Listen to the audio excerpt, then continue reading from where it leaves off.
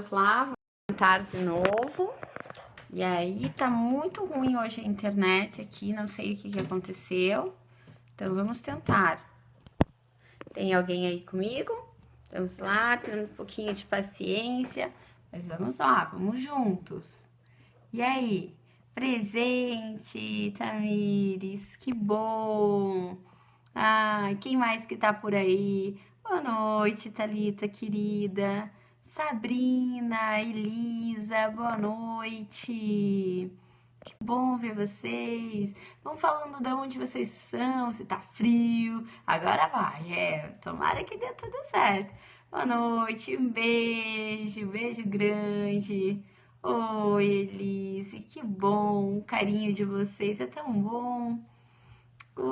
Gente, Salvador, Goiânia, Rio Claro. Não sou da segunda fase, não consegui terminar. Amanhã começa a estudar, vamos junto, dá tempo. Balneário Camboriú, que inveja boa! Isso é importante para eu passar.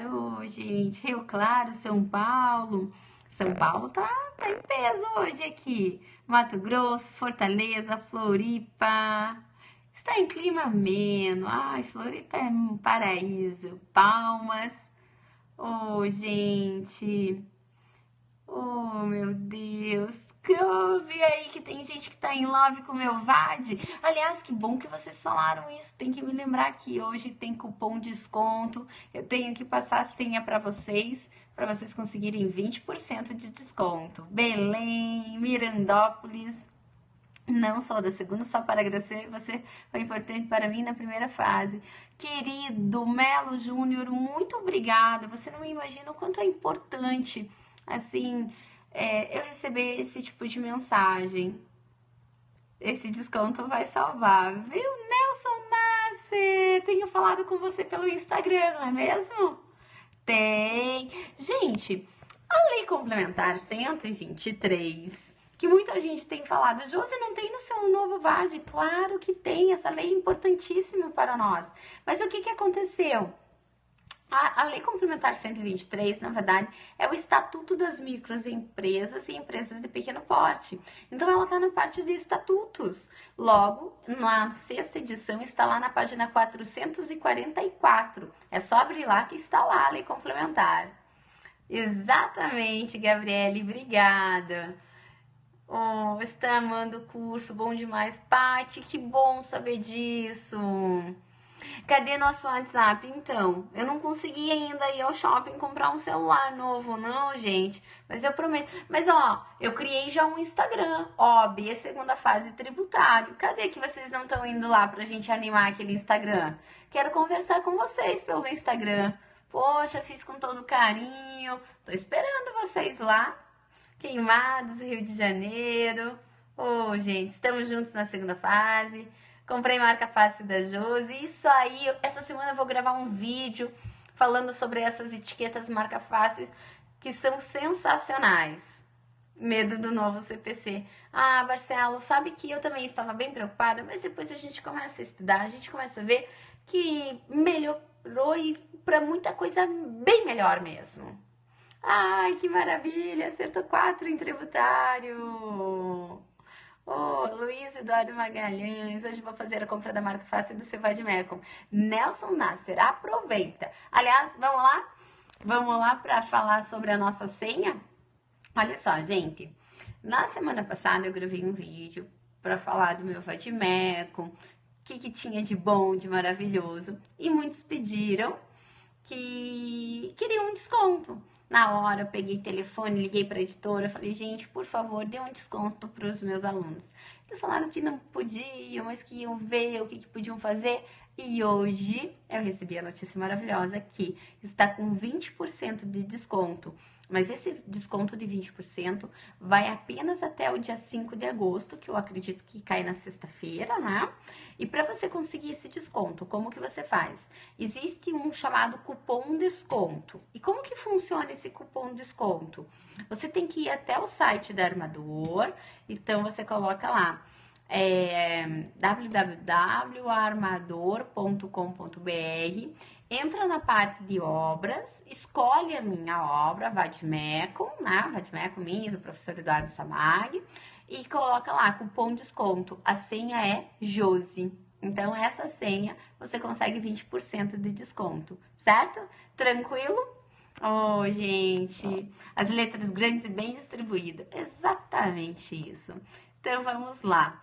Sobre peças constitucionais, ó, o que eu falo para vocês, que vocês terão, mas será no momento oportuno. Não tem como eu falar agora sobre peças constitucionais sem ter dado primeiramente a base de todas as nossas petições em direito tributário, as mais comuns. Mas depois eu vou falar, sim, sobre essas peças constitucionais. Meu Deus, tá aqui.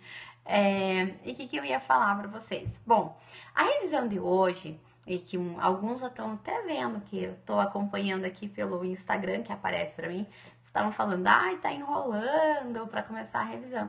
Gente, dá licença, esse é o Periscope.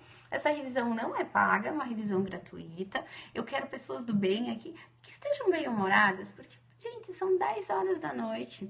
Eu tô aqui de coração aberto. Ficar ouvindo insulto a essa hora da noite, é pra acabar, né? Por favor. Então, vem aí procurar alguma coisa para se ocupar, para ser feliz. E fique comigo as pessoas do bem. Já aviso.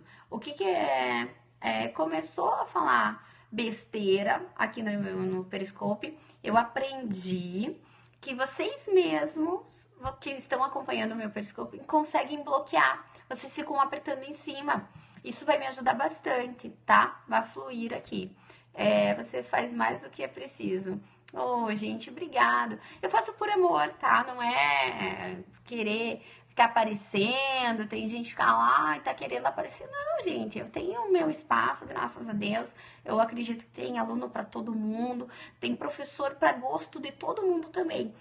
Eu sei que tem gente que não gosta da minha didática, não gosta da minha voz, não gosta do meu jeito. Eu respeito essas pessoas, ninguém é obrigado a gostar de mim, não. O que sempre me falam, se nem Jesus Cristo agradou todo mundo, quem dirá eu querer agradar todo mundo? Então vocês são livres para escolherem o professor, o cursinho, o Vadimeco, o livro. E quer saber? Se vocês não escolheram o meu curso, não escolheram o meu Vadimeco e estão aqui comigo, gente, pode ter certeza que eu vou dar o meu maior carinho, podem contar comigo, porque como eu falei, cada um faz as suas escolhas, ok? Então vamos lá, para a revisão de hoje, o que nós temos? Eu pensei em falar sobre ação declaratória, porque no nosso curso a gente já comentou sobre ação declaratória, já tem proposta de peça para fazerem ação declaratória. Então, eu vou gravando os periscopos de acordo com o que eu já estou dando lá no meu curso, ok? Mas não se preocupe que a gente, até o dia da nossa segunda fase, pode ter certeza, eu vou revisar peça por peça com vocês, porque nesse curso eu vim decidida para você passar, não importa que se falam de mim ou não falam, você vai passar, ok? Vamos lá, sobre a ação declaratória. Primeiro de tudo, a ação declaratória, ela está prevista no artigo 19 do novo CPC. Antes ela estava prevista no artigo 4º, pelo CPC de 73. Então, esqueça agora o CPC de 73, porque para nossa prova vai cair o novo CPC. Então, já vai correndo lá para o artigo 19. De acordo com o artigo 19, quando que cabe a ação declaratória? A ação declaratória, você vai pensar da seguinte forma: toda vez que você, contribuinte, quiser buscar uma manifestação do Poder Judiciário sobre a existência ou inexistência, ou modo de ser de uma relação jurídico-tributária, você vai por meio da declaratória. Só que atenção, siga até o nome, é ação declaratória. Se é ação declaratória, vamos pensar, qual que é a natureza da sentença nessa ação declaratória? É apenas declarar. Apenas declarar. Então, é para isso que serve a ação declaratória, apenas para declarar. E declarar o quê? Declarar sobre a existência ou a inexistência ou o modo de ser de uma relação jurídico-tributária. Veja, quando eu falo declarar, então você já tem que partir da primeira premissa, que você só vai ingressar com a ação declaratória antes de ter sido constituído o crédito tributário, ou seja, antes do lançamento. Por quê? Isso é importantíssimo para você descobrir a peça correta na hora da sua prova. O que acontece é que, se já houver o lançamento tributário, não adianta mais uma sentença do juiz para dizer que declara inexistente a relação jurídico-tributária, pois se já houver o lançamento tributário, o juiz precisa dizer muito mais que apenas declarar. Ele vai precisar desconstituir aquele lançamento tributário. E a ação declaratória, ela apenas declara. Apenas declara, ela não desconstitui, ela não vai realizar um ato constitutivo negativo, nada disso, ela apenas declara. Eu vou repetir para que fique bem claro isso na sua mente.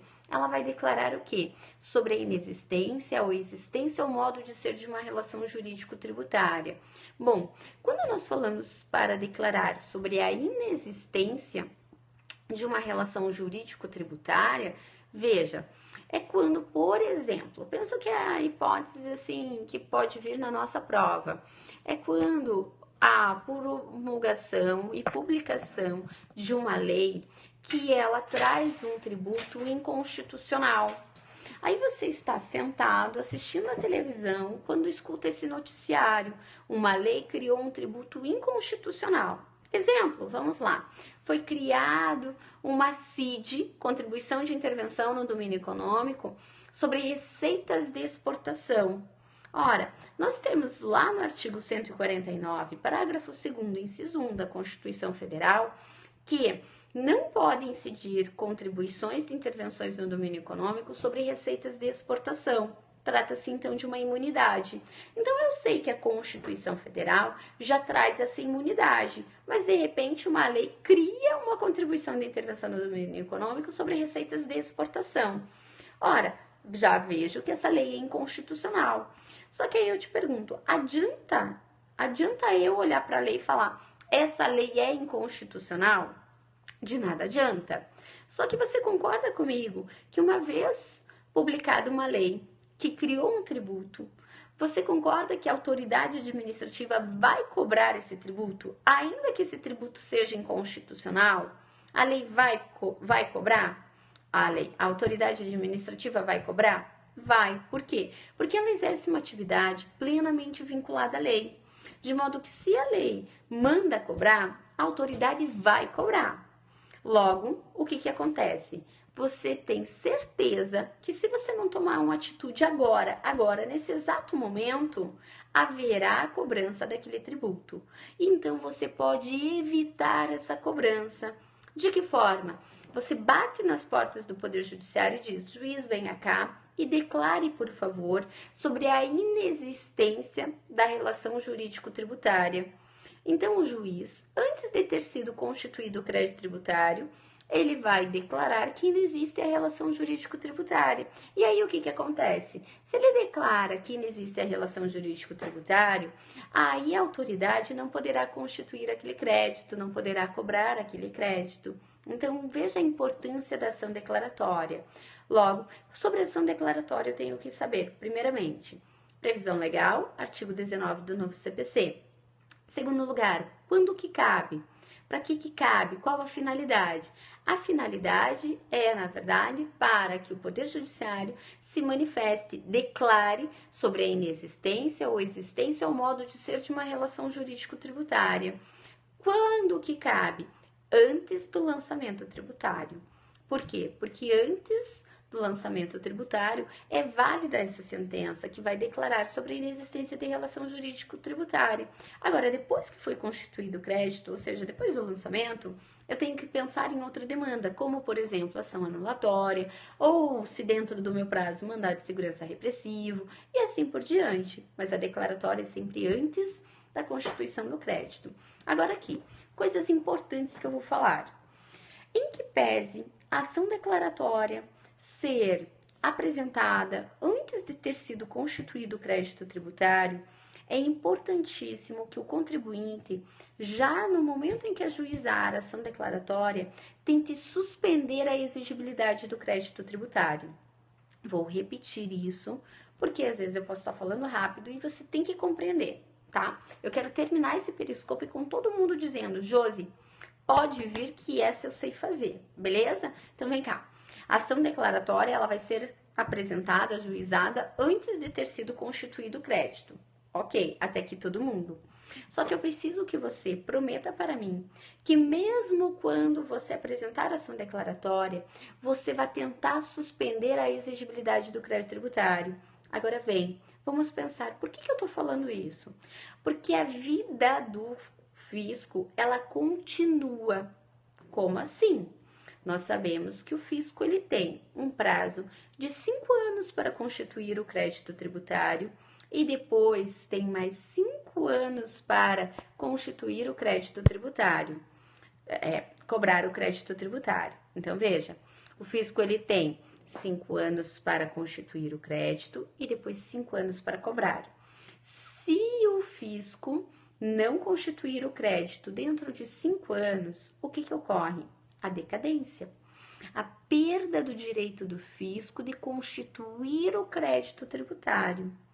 E se o fisco não cobrar dentro de 5 anos, aqui ele vai ter a prescrição, a perda do direito do fisco de cobrar.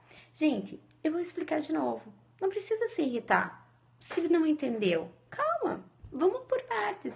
Até aqui, tudo que eu tô falando, já você que é tributarista, tem que buscar aqui comigo para compreender. Veja, o que eu falei foi o seguinte, até o momento. Eu disse que o fisco, ele tem um prazo de 5 anos para realizar o chamado lançamento tributário. Se ele não realizar o lançamento dentro desse prazo de 5 anos, ele nunca mais na vida dele vai poder realizar esse lançamento, porque terá ocorrido a decadência. O que é decadência? É a perda do direito do fisco de constituir o crédito tributário. Então, o fisco tem 5 anos para constituir. Se não constituir dentro desse prazo, nunca mais ele vai poder constituir. Até aqui, todo mundo está comigo? Até que você compreendeu? Você que disse que eu estava falando grego, que você não estava entendendo nada, você compreendeu que o fisco tem 5 anos para constituir um crédito, ou seja, para realizar um lançamento? Se ele não realizar dentro dos 5 anos, ocorre a chamada decadência, que ele perde esse direito de constituir, ok? Exatamente, para quem não estiver entendendo, depois assiste de novo. Mas aqui, depois que o fisco constituir esse crédito, dentro do prazo, é claro, ele terá 5 anos para cobrar. Aí veja, agora é outra coisa que o fisco tem que fazer, o quê? Cobrar. Ele constituiu o crédito, agora ele tem que cobrar. E ele também tem um prazo de 5 anos para cobrar. Se ele não cobrar dentro de 5 anos, ocorrerá a prescrição tributária. Veja, prescrição é a perda do direito do fisco de cobrar o crédito tributário. Então, o fisco tem 5 anos para constituir e depois tem 5 anos para cobrar. Se ele não cobrar em 5 anos, ocorre a prescrição. Pois muito bem. Aí, o que acontece? Quando nós ajuizamos uma ação declaratória, que é o tema dessa live de hoje, o que acontece? Se, quando ele ajuiza a ação declaratória, foi mesmo antes do fisco constituir o crédito. Só que ainda assim, é importante que o contribuinte, ele tente suspender a cobrança, a exigibilidade do crédito tributário. Aí você diz, Josi, mas qual é a coerência do contribuinte que está ajuizando uma ação antes de ter sido constituído o crédito? Qual a coerência para ele pedir nesse momento para ser suspensa a cobrança se nem foi constituído o crédito? Aí a coerência está no seguinte sentido, de que a vida do fisco continua independentemente de ter sido ajuizada a ação pelo contribuinte. Ou seja, o fisco terá 5 anos para constituir o crédito e terá 5 anos para cobrar.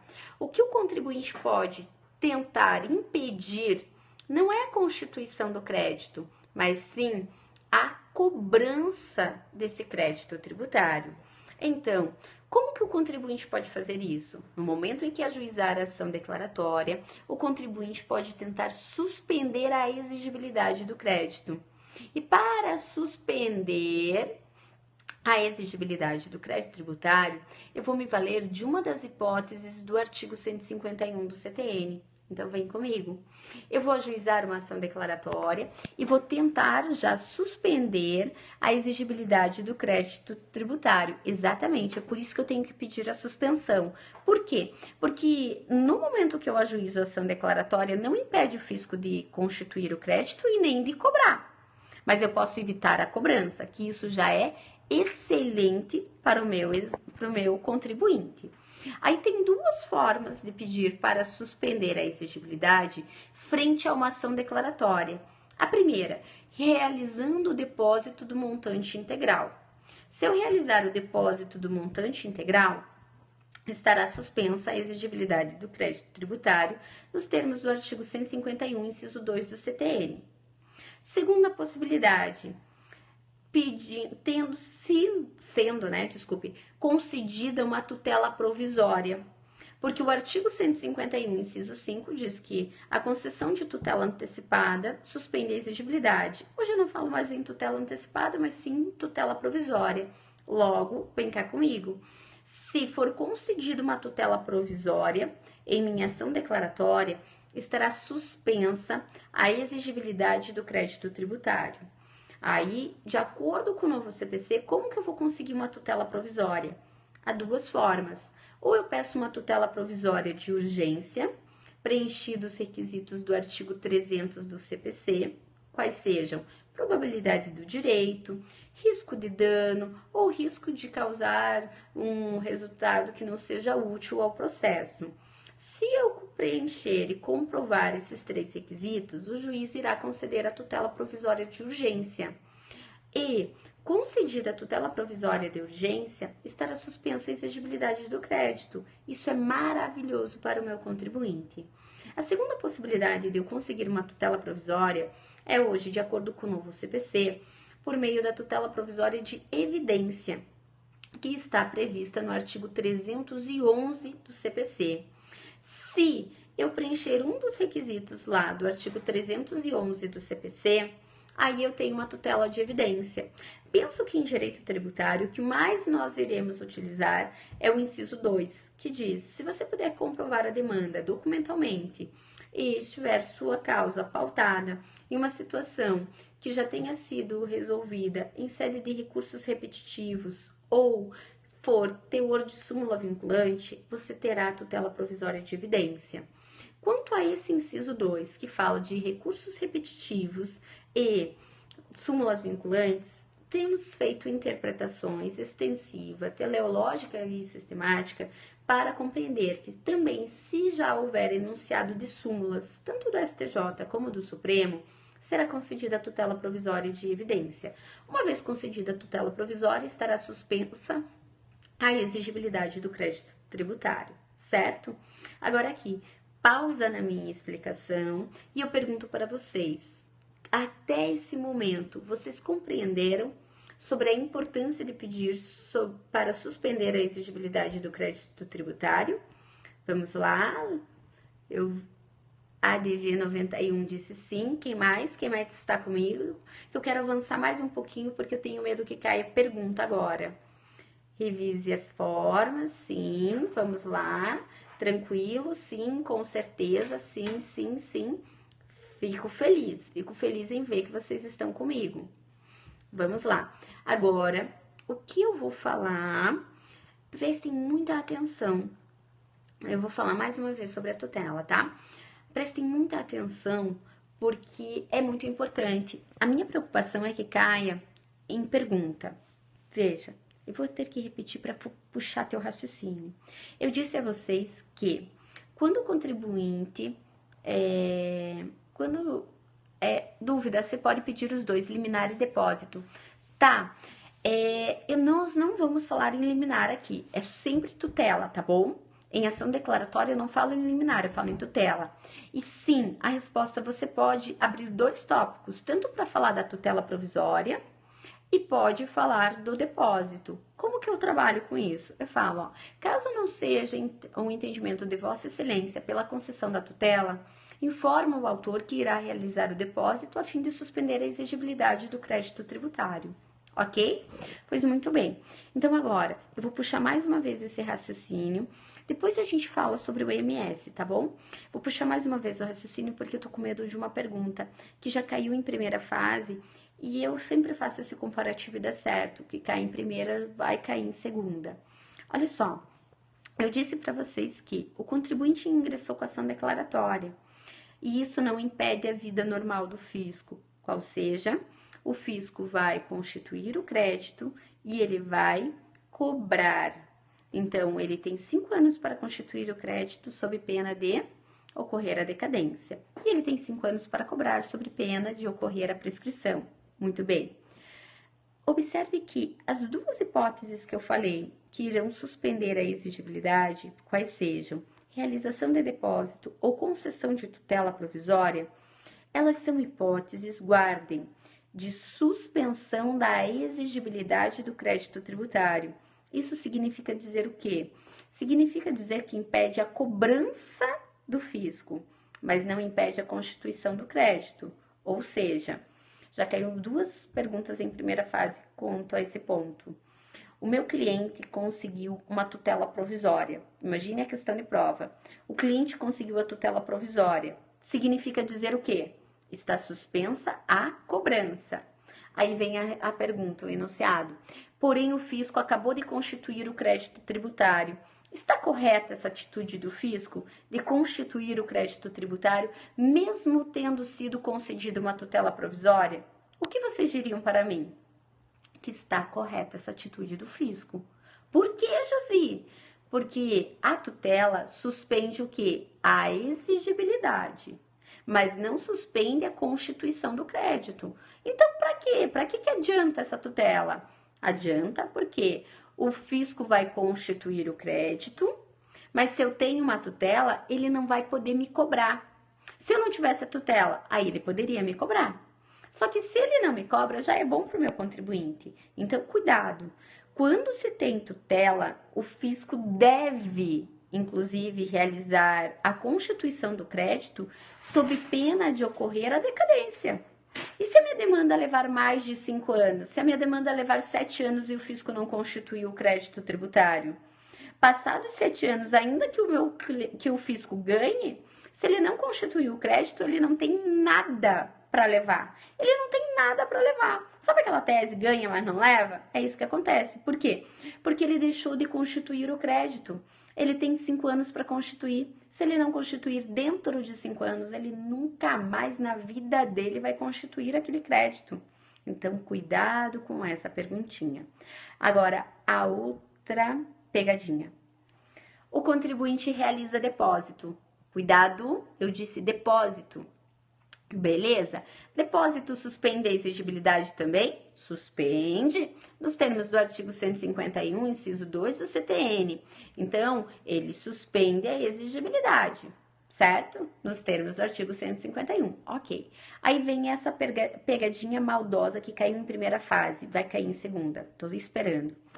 Olha, como o contribuinte realizou o depósito e como o depósito suspende a exigibilidade, agora o fisco vai ter que constituir o crédito, sob pena de ocorrer a decadência.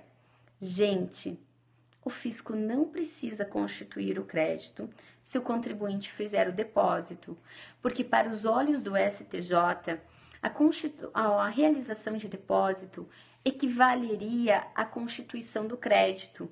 Então, quando o contribuinte realiza o depósito, quanto ao valor depositado, o fisco não precisa constituir o crédito tributário, porque é mais ou menos assim, aos olhos do STJ. O contribuinte ingressou com a ação declaratória para dizer, eu não devo, mas eu estou depositando, porque se eu dever, se o juiz entender que eu devo, é que, ó, é esse valor depositado que eu devo. Então, o STJ, unânime, entende que quando o contribuinte realiza o depósito, o fisco não precisará constituir o crédito. Mas detalhe, o fisco não precisa constituir o crédito quanto ao valor depositado. Pois se o contribuinte deposita um valor menor e o fisco entende que é um valor maior, quanto à diferença não depositada, aí o fisco vai ter que constituir o crédito sob pena de ocorrer a decadência. Certo? Queridos, quero saber, se existe súmula do STJ nesse sentido? Não. A súmula que existe é a 436, que diz que quando o contribuinte declara que deve, já considera-se constituído o crédito tributário. E é por analogia essa súmula que o STJ tem aplicado, que quando o contribuinte deposita, considera-se constituído o crédito. Tá? Exatamente, deve constituir a diferença. E aí, meus queridos, quero saber de vocês, o que acharam desse periscope? Acharam que valeu a pena? Acharam que eu sou enrolona, que eu tô enrolando, que eu tô enganando vocês? O que vocês acham? Sejam sinceros. Agora é o momento de ser sincero aqui. Para que eu possa repetir ou para não fazer mais periscope. O número da súmula é 436. Que bom, gente. Fico feliz de saber que vocês tenham gostado dessa revisão. Poxa, obrigado. Faz mais do que só para ajudar. My life, it's my life, gente, exatamente. Está muito bom, professor, estou achando. Ai, obrigada, explicando tudo sempre. Então, queridos, a minha ideia realmente é fazer sempre esses periscopes para passar todas as dicas, tudo que eu acho que pode cair no nosso exame.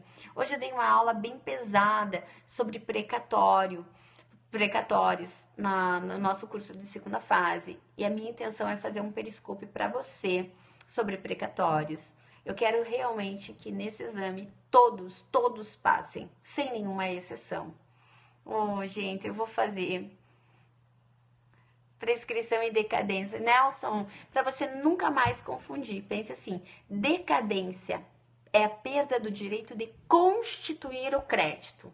Prescrição é a perda do direito de cobrar o crédito. A decadência vem antes da prescrição.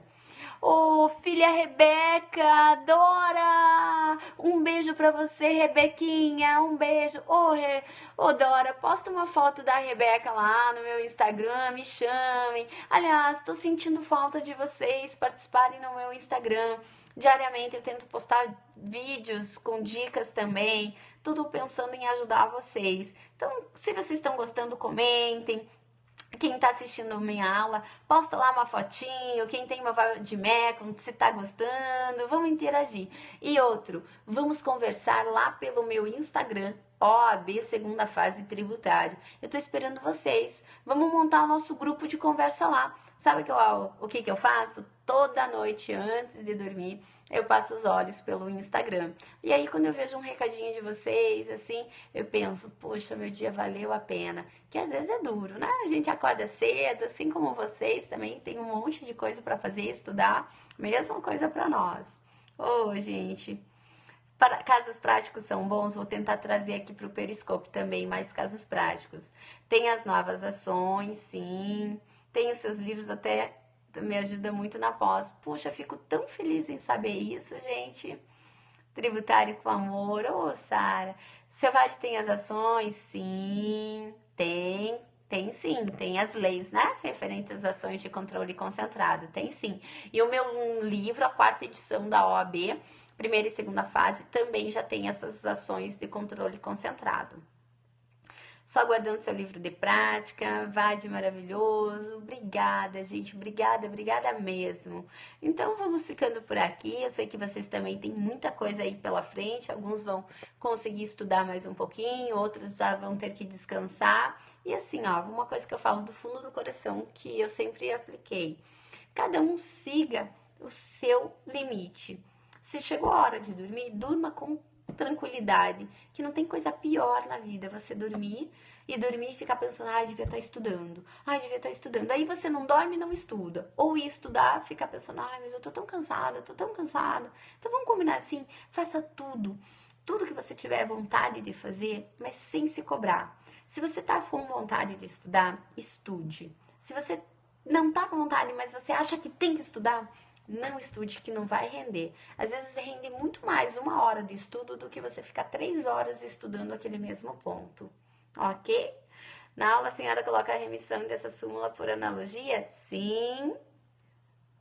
Não, não fique não, Maribel. Não fique culpada não.